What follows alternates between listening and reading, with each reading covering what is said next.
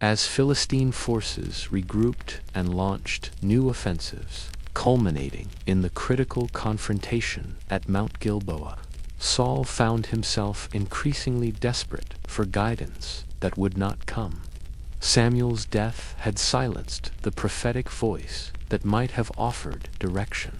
The massacre at Nob had destroyed the priestly mediation that might have secured divine favor. Thus, the king, who had demanded monarchy to provide security, now stood utterly isolated from every source of wisdom, precisely when he needed it most.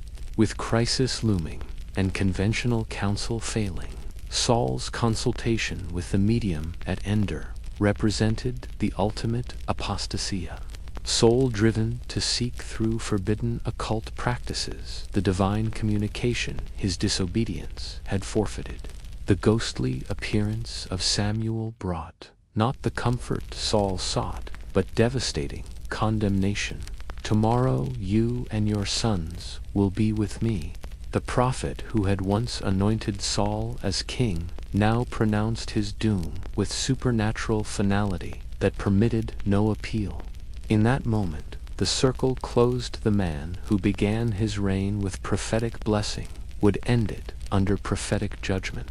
The final battle unfolded with grim inevitability. Philistine warriors, armed with superior iron weapons and functioning as a disciplined military unit, systematically overwhelmed Israelite resistance, handicapped by Bronze Age equipment and collapsing morale.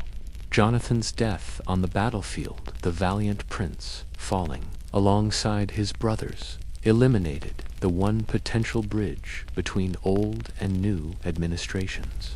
Saul's suicide, committed to prevent capture and desecration, ensured that divine judgment would be executed without mitigation.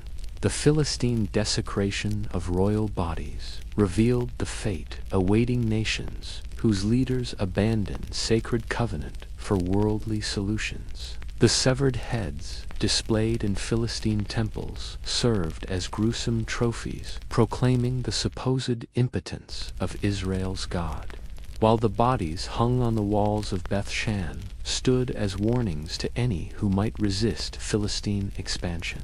Only the courageous night raid by the men of Jabesh-Gilead, remembering how Saul had once saved their city in his first military victory, prevented complete humiliation by recovering the royal remains for honorable burial beneath a tamarisk tree